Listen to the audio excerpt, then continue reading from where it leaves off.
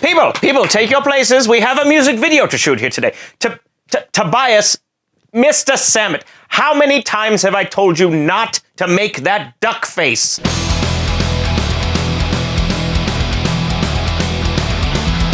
Hails, minions and mortals, this is Fang from Lords of the Trident, and this is the third and final video in our DIY series on creating music videos for your band. If you haven't watched the two other videos, I would highly recommend you go back and watch those first. Today, we're going to be discussing how to run things on the day of filming, the types of shots you're going to want to get, and the easiest way to edit everything together quickly once you're done. So grab your director berets because it's time for So You Want to DIY a Music Video, Part 3. Lights, camera, action! Once you've got your location set for your video, your camera ready, and your lights where you want them, you're basically ready to film. But what are you filming? The first thing you need to decide on is what kind of video this will be. Is this a performance video? Are you doing individual shots of members and making some sort of a montage? Is this a story video? If so, do you need to film storyline shots? My 2 cents, and this is 100% my opinion, SICK footy should always take precedence over storyline unless the storyline of your video is incredibly interesting and novel. I mean, hard rock bands, we get it. You came from a broken home where your parents fought and music was your only escape. How many more times am I gonna have to see shots of like couples fighting and crying kids and crap in your music videos? It's been done to death, and I don't know anybody who likes those type of videos. Please just stop. If you can actually come up with an interesting or funny story to tell visually on top of your song, then by all means go for it. But otherwise, stick to some really sick performance footy and call it a day. And if you're the one capturing this sick footy, then you're gonna need 3, maybe 4 things. First, you're gonna need some powerful speakers to play the song at least louder than the drums. The rest of the band can, and should, play without their amps on and just mime along to the song.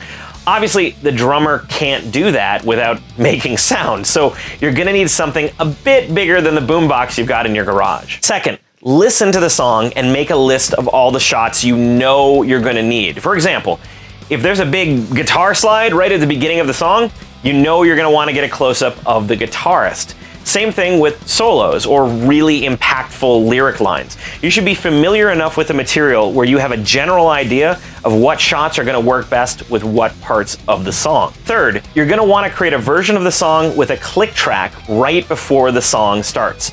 You'll want at least 4 bars of loud clicks playing before the song kicks in.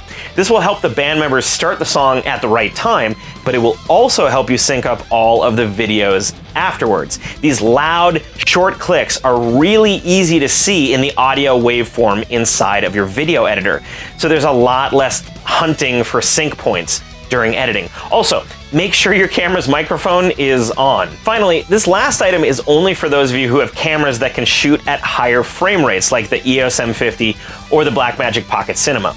If your camera can shoot at double speed, which in our case is 48 frames a second, then you'll want to create a version of the song that's sped up to 200%. Basically, a double speed version. What you'll do with this is put your camera into 48 frames a second and then have the band attempt to play along with this twice as fast version. Once you bring this video back into your editor, you can slow the video down to half speed or 24 frames a second. And then you'll have a bunch of really cool slow-mo shots that will line up with the normal speed of the song. Check out any of our recent videos for examples of this. I use it quite a bit. If you're filming the band all together as a group, make sure you get at least 4 run-throughs of the full song, and make sure to start each take on a different member. If there are times when you need to focus on a specific member, say for a guitar solo, make sure at least one of your other takes is focusing on another member during this time. It's always good to have a safety take or something a bit different to splice in or cut to during your final video edit. Once you've captured all the sick footy you think you'll need, the last step is to edit everything together into a music video masterpiece. I know this seems daunting, but I will show you some tricks that will make editing everything together a breeze. Before we start, I edit all of my videos in Adobe Premiere, so the rest of these tips will specifically be Adobe Premiere focused. Adobe Premiere is more or less the industry standard for video editing. So if you're planning on making videos, I would recommend purchasing a license. Or, you might be able to find a copy that fell off of a truck somewhere. I don't know. Here we are inside of Premiere. I'm going to use the footage from our cover of Avantasia's The Raven Child to show you some ways to quickly sync and edit your footage. First, create a directory called RAW and import all of your RAW video. Next, import both your click track version of the song as well as the final version. Create a new sequence by dragging one of your RAW video files to the New Sequence button at the bottom. This will create a sequence at the same size and frame rate as your footage. So make sure you use the 24 frame per second videos to create this and not the 48 frame per second version. I'll name this sequence All Cameras. Next, drag in all of the rest of your takes and put them on separate video tracks. No need to try and sync them just yet. We'll be doing that in a moment. Finally, drag in your click track version of the song to a new audio track. We're going to use this click track to sync all of the video tracks. Highlight one of the video tracks, hold Shift, and then highlight your click track. Right-click on the click track and select Synchronize. Choose to synchronize the audio and let Premiere auto-sync the two tracks. Once this is done, trim your video track to the same size as your click track and drag them both back to time 0. Repeat this with the rest of your 24 frame per second takes, and they should now all be synced perfectly. Your 48 frame per second takes will be a little more difficult. As we discussed before, right-click on the footage and turn the speed of the video down to 50% or half speed. Now, it's in 24 frames a second. Next, you want to find some event to sync with in the song. Usually, I'll try to find the first moment that the singer begins singing and sync to that. Unless the audio is also correctly sped down to 50%, you'll need to do this manually.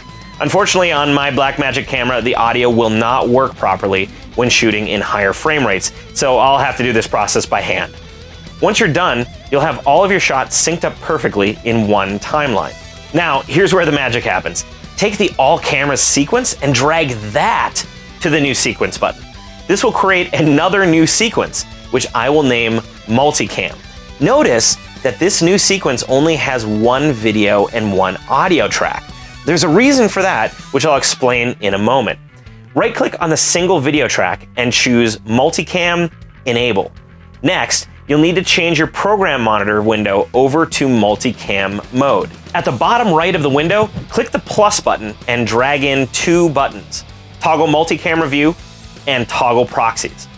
If you click the Multicamera button, you'll now see that all of your shots will appear side by side in the window, and you can click on them to select a shot.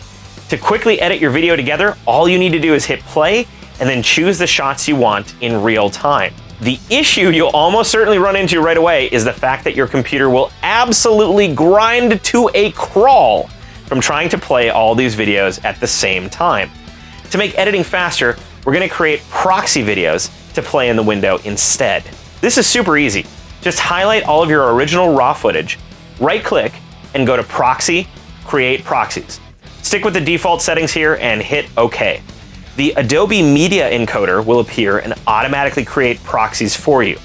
This might take a while, so go get a coffee and come back in a bit. Once the proxies have been created, simply click on the Toggle Proxies button in your window, and your videos will be replaced with their lower resolution proxies. These videos are way smaller, which will make your computer way happier, and now you should be able to edit your shots in real time. Once you're finished, disengage the multi-camera mode as well as your proxies, and you'll be able to see the final results in full resolution. The fun doesn't stop here though. What if you've got a situation where you've got multi-camera footage of a bunch of different members? Well, believe it or not, you can make a multicam edit out of other multicam edits, a nested multicam. For example, I've got two different singers here, and each have their own multi-camera edit made up of different takes. If I drag these multi-camera edits into a new sequence and line them up, I can call that sequence All Singers. Then I drag that once more into a new sequence and call that Final Multicam. Once again, I've got a single audio and single video track. So I'll right-click on it and enable multicam. If I toggle proxies and multicam editing, you'll now see I'm editing a video where I'm choosing between two different multicam edits in real time. Pretty sweet.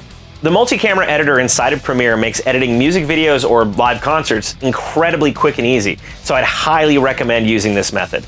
There are other things to think of as well, like transitions, color correction, and the like, but this walkthrough alone should get you from start to finish on your first DIY music video. The more videos you make, the more you'll learn and the better you'll get, so keep going.